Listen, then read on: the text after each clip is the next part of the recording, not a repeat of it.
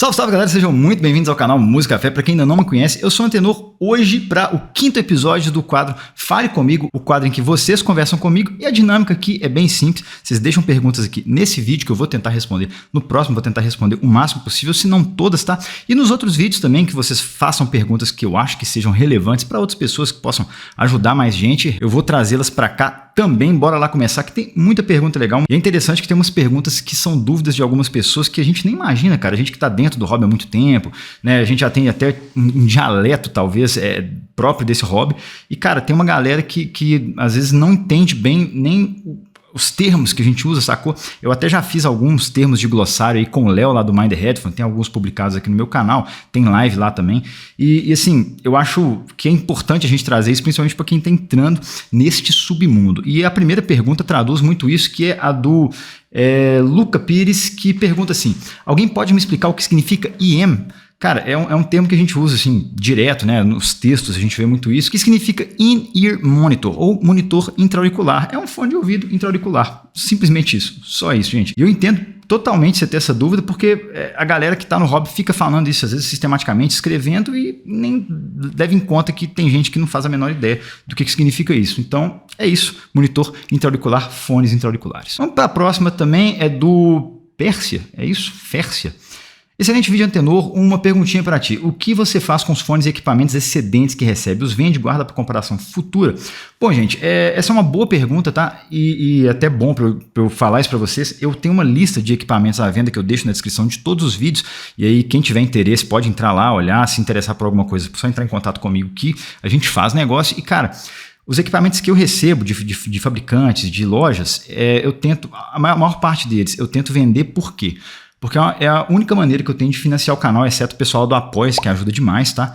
E cara, isso aqui tem muita despesa, né? Eu gasto com energia elétrica, eu gasto meu tempo principalmente, eu gasto com computador, com edição e com impostos. Tudo que eu recebo aqui eu pago impostos sobre. Então, se eu não vendesse, né? Se eu não tentasse passar isso para frente por algum valor, eu estaria pagando para trabalhar. Então é isso, eu normalmente vendo. Alguns eu fico para mim, tá? Os que eu gosto mais, os que eu acho que faz sentido. Eu fico para mim, eu tento manter também alguns fones de referência aqui na minha coleção, para eu às vezes dar uma calibrada no ouvido, sabe? Ter uma base de comparação com outros fones e equipamentos, mas a maioria eu tenho que vender sim, até porque minha casa nem cabe tanto fone, tanta caixa assim, e cara, tem coisa demais, viu? E também tem coisa que eventualmente eu sorteio lá pra galera do Apoia, inclusive eu tô devendo alguns sorteios pra galera, que eu tô sem tempo mesmo de fazer as lives e tal, mas eu vou correr atrás disso aí, tá? Vamos pro próximo aqui, é do MDL005, e ele pergunta assim, pergunta de leigo: para escutar um IM, tanto no computador ruim quanto no celular ruim, um dongle da Cuba KD1 é suficiente ou precisa de tipo um RIB ou um fio bom?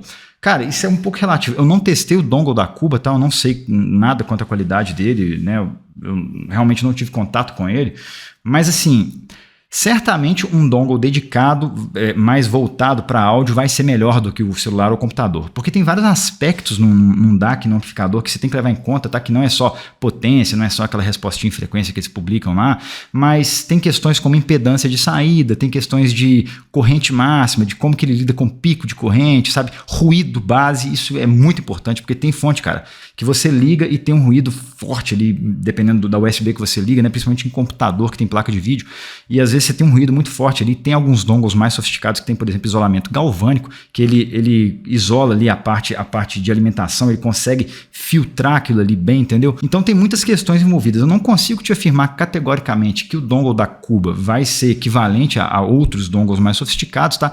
Eu acredito que em termos de construção e durabilidade, provavelmente os mais caros vão ser um pouco melhores, porque são materiais melhores, né? Às vezes traz um chip melhor também, cabos melhores, etc. Então, muito provavelmente eles vão ter uma durabilidade maior. Em termos de qualidade de som, muitas vezes para um dongle barato que seja bom, para um dongle caro que seja bom também, você não vai sentir diferença, sabe? Normalmente a diferença é marginal ou nem existe. Mas assim, cara, normalmente essas diferenças vão aparecer para fones um pouco mais exigentes. E igual eu te falei, tem muita chance do dongle da Cuba ser legal. Eu tenho certeza que o Léo escolheu um negócio de qualidade para vender lá na Cuba, mas, cara, realmente eu teria que testar para te falar. Mas assim, pode ser que para a maioria dos IEMs esse dongle aí tá mais que suficiente, tá? Se tá te atendendo, se não tem um ruído de fundo que te incomode e tal, então tá maneiro. O Lucas mandou aqui: opa, Tenor, tranquilo? Cara, tô no hobby há algum tempo, mas algo sempre me intrigou. Já pegou em algum disco músicas que clipam em certas partes, digo, um excesso de saturação em certos trechos? Caso queira um exemplo, a canção Soldier Side do Hypnotize do System of a Down tem uma saturação extrema no final, mesmo eu ouvindo em diferentes fontes, in-ears, tal, M50X, MDR 7506 com amps e DACs diversos. Também já notei isso em outras músicas. Já notou isso em outras músicas? Acha que é uma questão de hardware ou da gravação? Cara, essa pergunta é muito boa e isso é até bom para a galera que mais nova, principalmente, a galera da geração Z, ter um histórico aí de como que essas coisas começaram a acontecer, né? Tem algumas gravações em algumas bandas que isso é uma questão estética, tá? Então você tem, por exemplo, ali álbum do Led Zeppelin, tipo House of Holy ou Led 3, que tem muita música ali, cara. Jimi Hendrix também tem muito isso, quase tudo do Jimi Hendrix, que tem uma saturação grande ali para gerar clipping e é proposital, tá? É estética mesmo. É questão do rock ali, é um movimento, pá. Então, é muito da década de 70. Tem essas questões, os caras estavam explorando distorção mesmo, distorção no amplificador ali, distorção no microfone, como que você saturar aquilo ali, que tipo de distorção que ia gerar, sabe? Tem muita coisa envolvida e isso é um fator estético para esse tipo de música, tá? Do System of a Down, particularmente, na década de 90 e principalmente nos anos 2000, ali, até, né, na primeira década dos anos 2000, teve a Loudness War. O que era isso? Você tinha as rádios, né, que tocavam as músicas, tá? O principal meio de divulgação dos artistas era o rádio, né, MTV. E, cara, tinha essa questão de as gravadoras lançarem as master com muita compressão, que é o quê? Você pega você tem a música ali, né, a onda sonora gravada, então você chega ela no limite ali, que é o 0 dB, que a galera chama, que é o limite da saída ali, antes de clipar, pega a parte mais baixa, as ondas ali menores, sobe elas também, isso que é saturar, né? Você diminui a distância entre os picos mais baixos e os picos mais altos, então você satura aquela onda para você poder publicar isso nesses meios. Por que acontece? Você está lá no rádio, no seu carro, escutando, pá, aí de repente começa a tocar uma música assim, tá, você não presta tanta atenção. A próxima música que tá saturadaça, ela vai tocar bem mais alto, então ela pode ser que chame mais sua atenção, sabe? Na época tinha muito, hoje em dia, galera nova nem deve saber, tinha muito disco de coletânea, velho. Então você comprava, sei lá, 7 melhores da Jovem Pan, não sei quais melhores, você comprava fita, velho. Na minha época ainda tinha fita, você comprava fita ali com as melhores do rádio tal, as melhores não sei o quê, os clássicos do rock, os não sei o quê, e cara, as músicas que tocavam mais alto naturalmente chamavam mais a atenção da galera. Então, e tinha também a MTV, cara, que tinha, sei lá, Disque MTV, as Top 10, Top 20. E essa estratégia fazia com que as músicas mixadas dessa maneira tocassem mais alto. E aí a galera prestava mais atenção, né? Chama mais atenção. Evidentemente, naquela playlist ali, o que tocar mais alto vai chamar a sua atenção. Então, essa Loudness War rolou. Hoje em dia já não tanto mais, tá? Mas isso rolou por muito tempo, quando os principais meios de divulgação eram MTV, rádio e tal. E algumas mixes, assim, saíam cagadas, naturalmente. O System of a Down, esse disco é dos anos 2000, pouco, acho que 2005, plena Loudness War, o disco saiu assim, sacou? Isso foi meio que cagada mesmo. Os caras fazem lá, saturam o máximo que dá e eventualmente um trecho ou outro da música clipa. E tem muito disco assim, cara. Red Hot Chili Peppers. A galera que tava estourada nessa época tem muito disco assim, muita coisa esquisita. E até tem coisa recente que pra chamar atenção rolou isso, cara. O Iron Maiden, nesse último álbum que eles lançaram, o Senjutsu, eu lembro que eles foram pingando umas músicas, acho que umas 3 músicas antes do álbum ser lançado inteiro. E essas músicas estavam saturadas ao extremo, velho. Eu não conseguia escutar. Eu comecei a escutar, achei a música até, assim, musicalmente até legal, mas estava tão saturado, tão chapado, sabe? Parece que não tinha contorno nos instrumentos, aquela coisa perdida, assim, bagunçada, embolada mesmo. Achei horrível. Aí quando lançaram o CD inteiro, né, fecharam o álbum, remasterizaram e lançaram, tava muito melhor, tava com muito mais dinâmica, muito mais bacana. Mas, cara, as primeiras faixas que lançaram pra divulgar, né, com certeza pagaram um jabá, porque em todos os streams pra mim apareceu lá, teste isso aqui apareceu, isso aqui, lançamento maravilhoso e tal. Tava naquelas revistas também, tipo do Cobos lá aparecendo. Aí eu fui escutar e achei uma verdadeira merda, cara. Eu quase não escutei o álbum final por causa dessas primeiras que lançaram ultra saturadas, mas depois trocaram a mix e ficou show. É isso, espero que eu tenha te respondido. Vamos lá para a próxima. O Darok BR. Antenor pergunta: você comentou que o Zero Red não seria um dos seus fones definitivos. Dos mais baratinhos, até 350, 400 reais, qual o seu preferido? Uso geral. E para jogos? Cara, para jogos tecnicamente falando, o que mais me chama a atenção atualmente é o Casio S10 Pro 2. Mas ele não é um fone para todo mundo. Ele é mais frio, ele não tem muito grave, mas ele é bem técnico, super técnico. Você vai jogar com ele, velho, você vai ver exatamente onde que tá o que, sabe? Os contornos das coisas são muito bons. Ele é um fone bom pra galera que quer mexer com produção de áudio, produção de vídeo. Ele vai te entregar uma sonoridade muito boa e custa, sei lá, $40 ou menos. Então, para mim é um excelente fone. Agora, cara, esse lance de definitivo, assim, depende de uma série de fatores que são pessoais. Um deles é o fit. Não adianta nada você ter um fone que para muita gente é excelente e na sua orelha te machuca, você não vai conseguir usar. Então, esse é um ponto muito importante. É bom você ver, assim, depois de um certo tempo de experiência, você vai ver o que vai te servir melhor, o que não te serve. Hoje em dia eu já bato o olho num fone e falo, provavelmente isso aqui vai ser maravilhoso, porque já, sei lá, testei mais de 300 fones aqui intra-auriculares, então provavelmente eu sei o que vai ser melhor, o que não vai ser, sacou? Você falou nessa faixa de preço, cara, talvez um fone que eu tô gostando muito atualmente é o Syngote Super Mix 4. Eu achei ele muito versátil, com bastante tecnicalidade, mas também uma sonoridade gostosa, agradável. É um fone muito bom. Eu acho que ele está na casa de 400, 450 reais e é realmente muito bom. Se você quer ir para um troço mais baratinho, eu te falei do Casio S10 Pro, mas ele não vai agradar muito a galera que gosta de graves. E tem um Drop Make que pode ser muito interessante por causa do sistema de equalização dele simplificado, que você meio que pode chegar na curva de vários fones ali, de acordo com o banco de dados que tem lá no aplicativo, e dá para experimentar muitos tunings diferentes tendo um fone só, no sisteminha completo ali, não vai precisar de dongle DAC nem nada, ele vem com um kit espetacular. Então pode ser aí um fone definitivo nesse sentido, tá? Que você está perguntando. Vamos para a próxima aqui, Headshot Gil, alguma coisa. Para o próximo, fale comigo. Primeiramente, quero te agradecer imensamente pelo seu trabalho, estou monitorando seus vídeos, obrigado. Eu sou apaixonado por música e tenho alguns fones de entrada. Nesses 3 anos pude ter o privilégio de ter na minha coleção, por ordem de conquista, Casio X Pro, CCA CRA Gold, 77 Hz Zero, Let Shure Galileu. E sou apaixonadaço por todos eles. Mais recentemente obtive meu favorito, Casio DeFi, que eu amo tanto. Meus fones mais antigos precisam de manutenção, trocar a malha do bocal.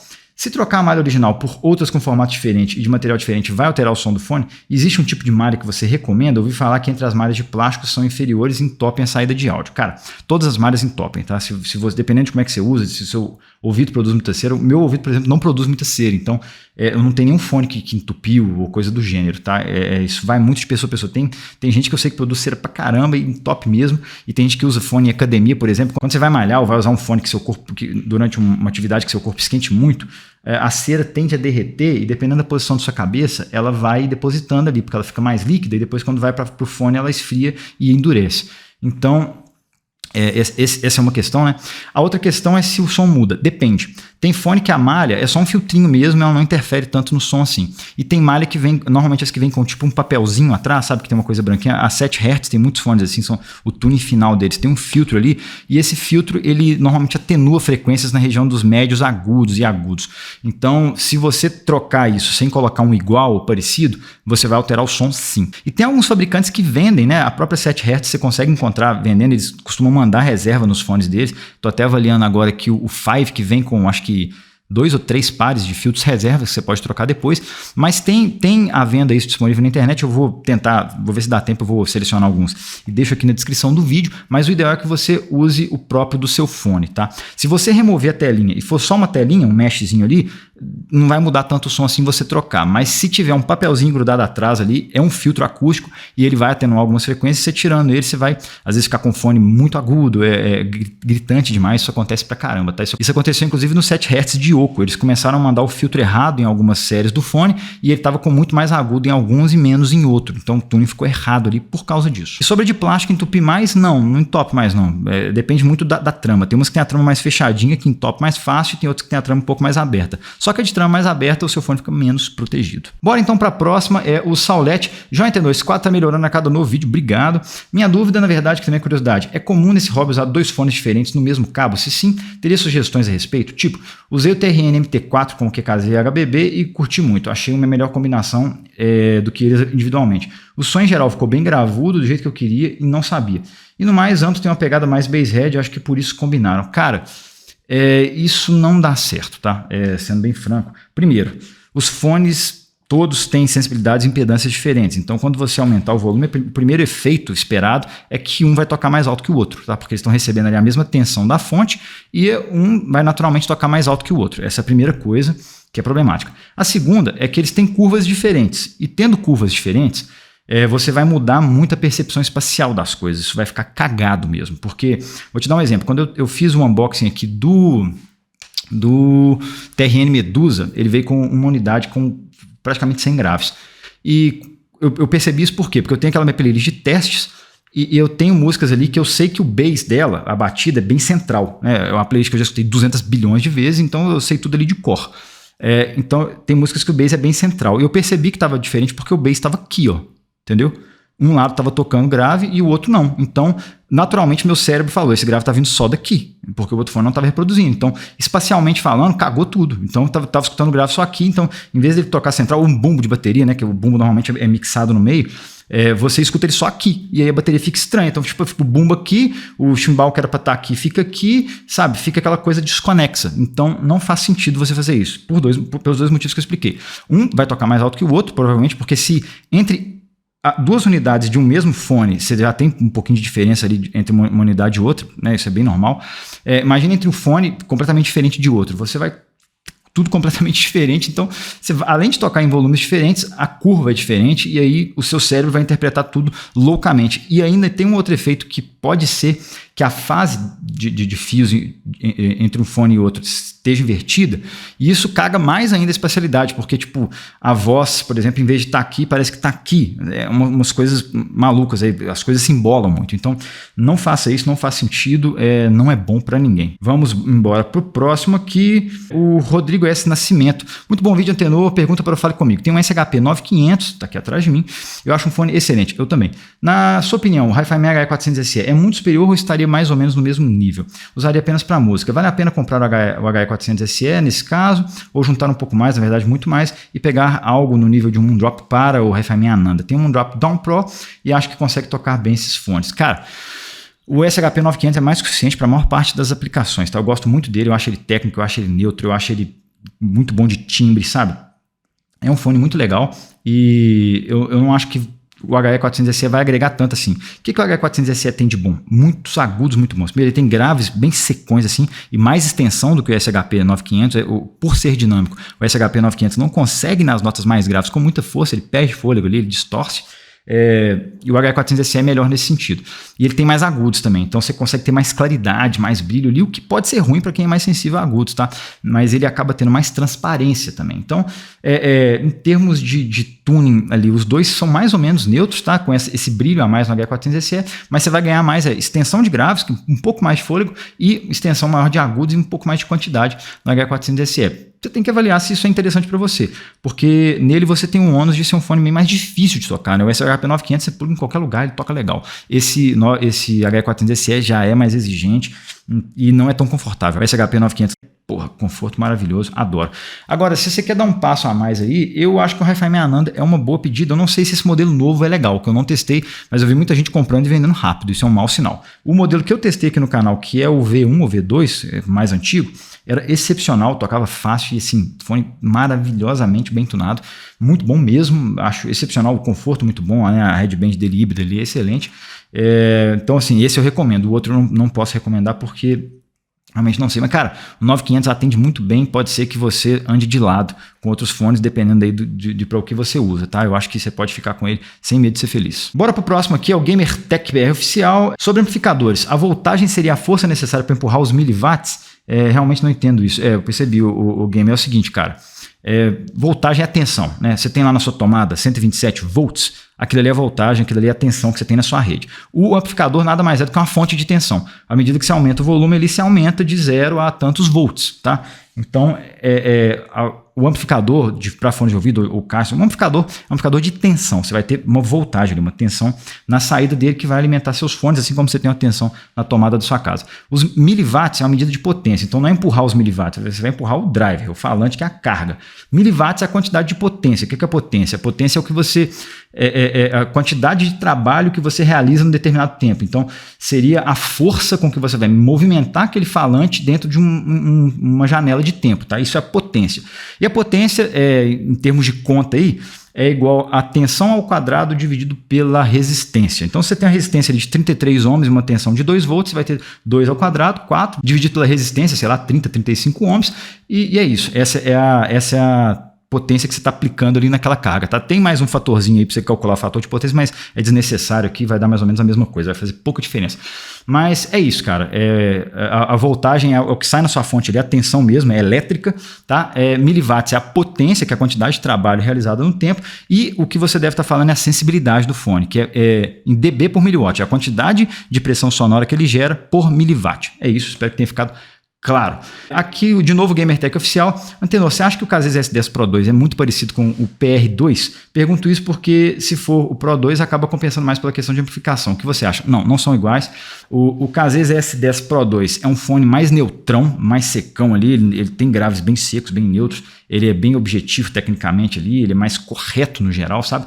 O PR2 é um fone mais brilhantão, tem uns subgraves muito fortes, muito presentes. Então ele é um fone mais em U ali, talvez mais para U mesmo. Então ele tem bastante subgrave, ele tem agudos mais para frente, principalmente agudos altos, então ele é super arejado. São bem diferentes, tá? Eu teria os dois, eu tenho os dois. Vamos pro próximo. O Carlos Ferreira poderia fazer um review do CCA Trio e do Rhapsody, que hyparam tanto nos grupos e ninguém fez review no Brasil. Cara, eu faria se eles me mandassem. Então vamos aguardar. Eu vou tentar entrar em contato com eles. Quem sabe eles mandam. Mas se eles não mandarem, cara, eu não vou fazer não. O Humberto Catoche. Antenor, em algumas masters de rock, os engenheiros de áudio cortam os extremos, 20 Hz e 20 kHz. O que você acha dessa equalização?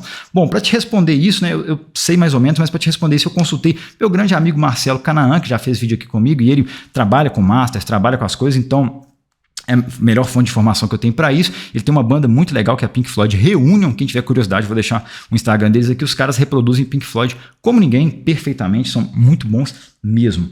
E é o seguinte, cara, a nossa faixa audível, o nosso espectro audível teórico é de 20 Hz a 20 kHz. E fora disso, né, abaixo dos 20 Hz, a gente tem os infrassons, que são quase inaudíveis ou inaudíveis, e os ultrassons, que também são inaudíveis, né, apito de cachorro. E normalmente eles cortam isso por vários motivos. Primeiro porque rola muito ruído, principalmente acima dos 20 kHz ali, às vezes você introduz muito ruído, barulho de prato, de ar mesmo ali, então é necessário cortar isso. E na parte dos graves também corta porque não precisa manter aquilo ali, pode ser fonte de problema depois, então não faz tanto sentido você manter essa parte do som dentro daquele espectro que você vai mixar. E outra, quando você faz a conversão de analógico para digital, você tem que filtrar aquilo ali porque naturalmente, pela maneira que você faz a conversão ali, que é a delta sigma, tá? Eu não vou entrar em detalhes aqui porque é meio complexo, mas quando você faz aquela conversão delta sigma, você introduz um ruído de propósito ali. Só que depois você tem que filtrar para esse ruído desaparecer. Você joga ele em alta frequência e corta ele. E para você não ter tanto problema assim na hora da conversão, você precisa filtrar acima dos 20 kHz. Então você pode ver que dificilmente os conversores AD, né, analógico digital, respondem acima disso, porque eles cortam justamente por causa do processo de conversão. Então não faz sentido você gravar isso ou manter isso. E além de tudo, na hora de você fazer o tratamento do áudio, fica mais fácil você tratar um áudio que tem menos frequências que não fazem sentido ali, sacou? Então é mais ou menos nesse sentido aí, por isso que você corta e você não tem prejuízo audível nenhum, tá? A gente não escuta acima ou abaixo disso. Bora para a próxima lá, o João Vitor. Como fazer equalização PEC da forma mais didática? Tipo, quais frequências que mudar para sentir mais impacto do bom de bateria, ouvir melhor o ataque numa guitarra? Nunca sei quais frequências subir e quais descer. Cara, isso não é uma coisa que eu vou te explicar rapidamente aqui, tá? Um troço mais complexo, eu precisaria talvez fazer um vídeo dedicado, mas eu vou te indicar um aplicativo, um programa para computador muito legal que chama Harman How to Listen. Eu vou deixar o link na descrição desse vídeo e aí você pode ir lá, ele é um treino de ouvido mesmo, sabe? Ele vai fazendo, ele toca trecho de música assim e fala, e vai te perguntando o que você acha que mudou. Aí você vai lá e olha, ele te mostra o que mudou. Então, tipo assim, você tem lá um violino, aí na próxima etapa do joguinho, ele toca mais estridente. Aí você tem que ir lá e acertar onde que eles mexeram. Aí você vai lá em 4 kHz.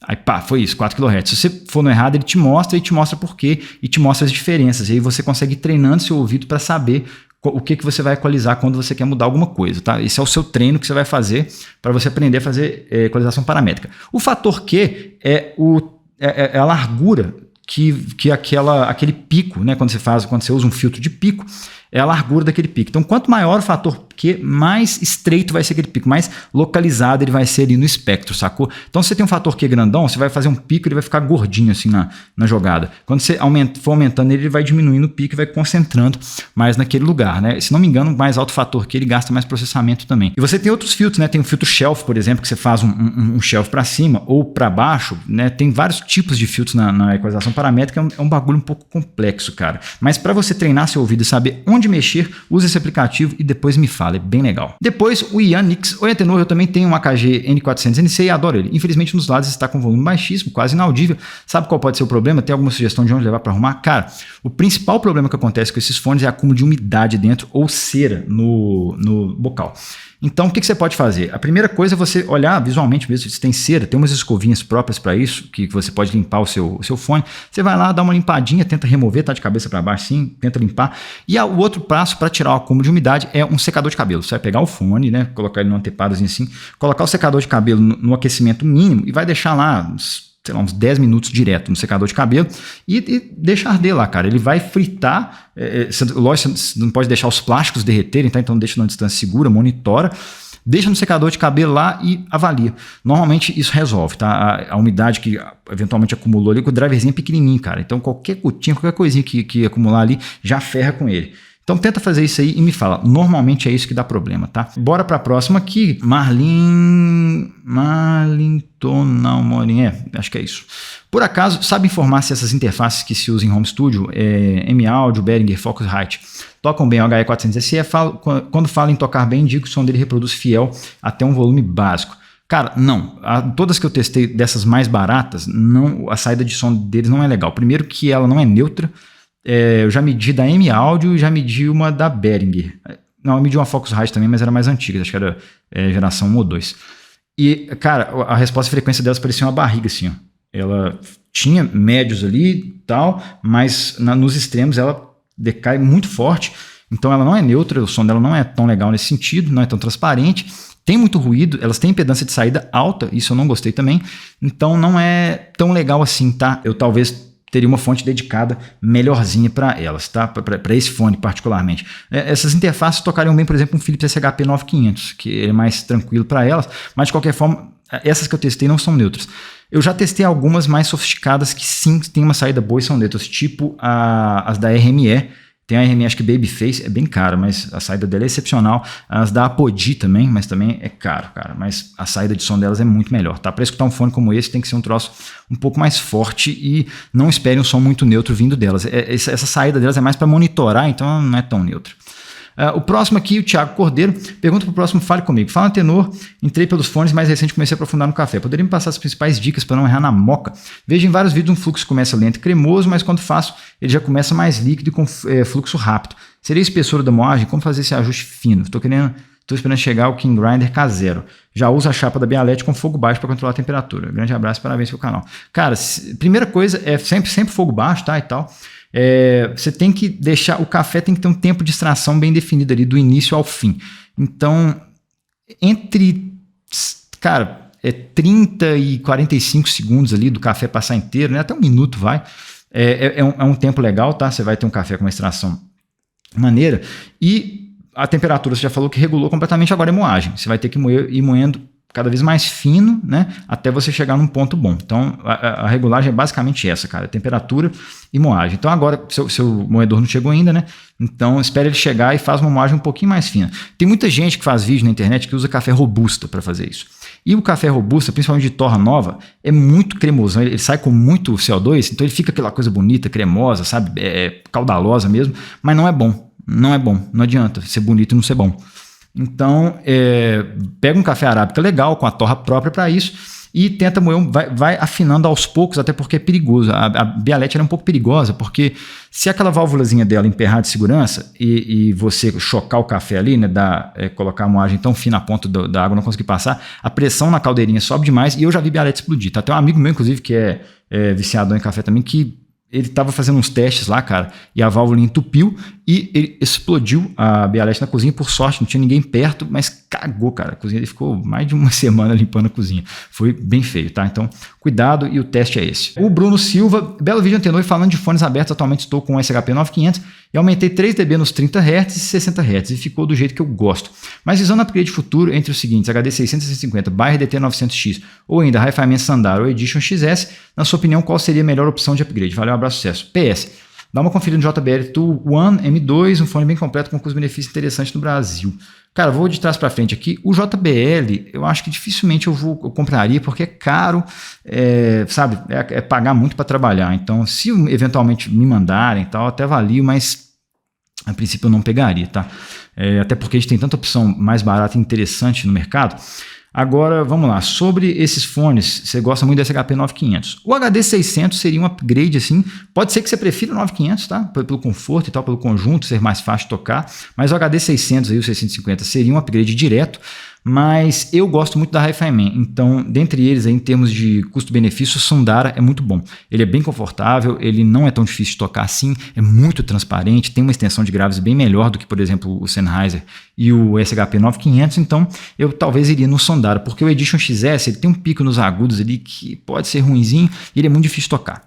Então, acho que o Sundara, dentre esses que você colocou, é a melhor opção, tá? Numa linha de upgrade direto. Vamos lá para o Cleiton Moreira. Galera, me indica o equalizador da Play Store que funciona bem no Android. Uma galera já respondeu o Cleiton aí nos comentários, mas o Wavelet é legal, mas ele não funciona com todos os aplicativos, tá? Ele não funciona com todos os aplicativos de música, nem todos os streams, então tem que olhar, ele funciona com Spotify, mas não funciona com Tidal, sabe? Tem umas coisas assim.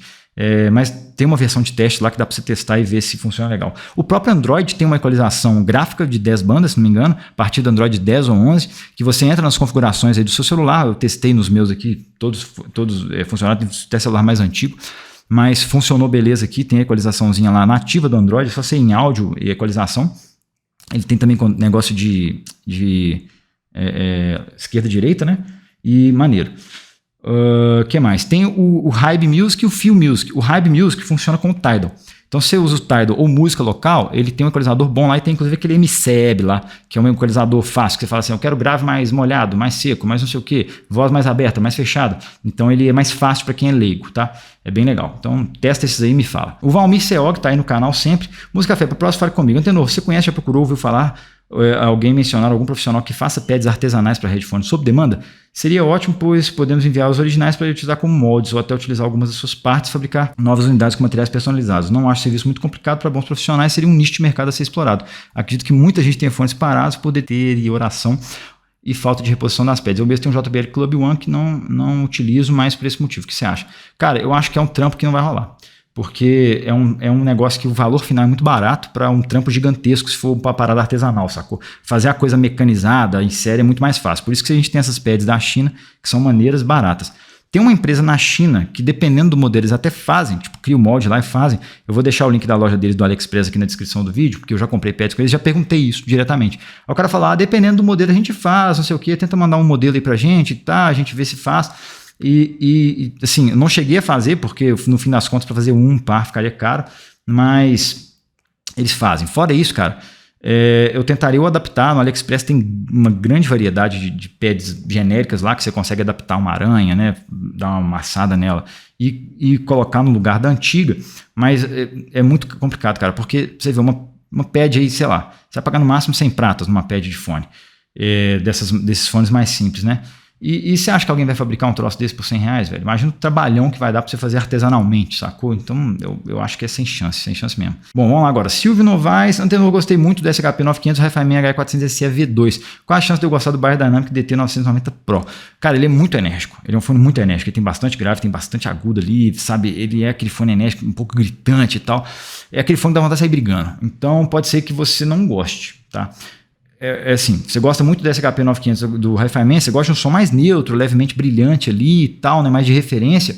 E o DT 1990 Pro é bem agressivo. Então, se você não gosta da sonoridade agressiva, você acha que tá de bom tamanho esses aqui, não vai nele não, tá? O próximo aqui é o Ari Pereira. Para o próximo, fale comigo. Fala, Antenor, tudo bem? O café expresso de uma boa super automática difere muito de uma automática? Devido à falta de tempo, fico muito tempo sem fazer expresso na minha Oster Perfect Brew. Por isso, eu tenho vontade de investir numa Gadia Anima. Velho, faz a diferença grande, tá? Uma diferença grande mesmo. Mas assim, se você não tem tempo, velho, a super automática é muito melhor do que uma de cápsula, por exemplo. Então, ela vai ser bem melhor que uma de cápsula, que vai ser bem melhor que um café de shopping, por exemplo, de cafeteira de shopping. Então, uma boa super automática com um bom café, grão de boa qualidade, novinho ali, vai ser de uma qualidade legal. Não encosta numa semi-automática, numa manual, mas é bem melhor do que todas essas outras, sacou? Então, se você não tem tempo, quer um bagulho mais prático, eu acho que essa é a melhor opção, tá? Um café bom, novinho, numa super automática vai te atender muito bem, mas não vai encostar num bom café expresso bem preparado. Beleza? O Tuca aqui, para finalizar, ele mandou aqui: para o próximo, fale comigo. Salve, Antenor, tudo bem? Parabéns pelo canal, é simplesmente completo. Muito obrigado, velho. Você poderia explicar sobre esse termo fonte mais limpinha? Que eu não sei quando você fala isso, se refere a potência ou outra coisa. Limpinha, normalmente eu falo, é do ruído de fundo, sabe? É quando você pluga o fone ali. Eu tenho uma track de teste aqui, que é um áudio vazio, né? Ele só abre o canal de áudio e não sai nada, né? Só para eu escutar se o canal de áudio é aberto vai ter ruído. E uma fonte limpinha é aquela que não tem ruído. E é aquela que você escuta uma música que tem um fundo mais limpo e realmente é limpo. É uma fonte com mais dynamic range, né? Mais dinâmica. É uma fonte com mais dinâmica interna e um sinal que não tem ruído. Então, daí fonte limpa, né? Ela não é suja. Porque tem fonte que tem muito ruído ali, que tem aquele, sabe? Se escuta um ruidinho muito chato de fundo e isso avacalha pra caramba a experiência. É isso que eu queria dizer lá. É isso, gente. Muito obrigado pelas perguntas. Foi pergunta demais. Eu tenho que sair correndo pra buscar meus meninos na escola. É isso. Forte abraço pra vocês. Até o próximo vídeo.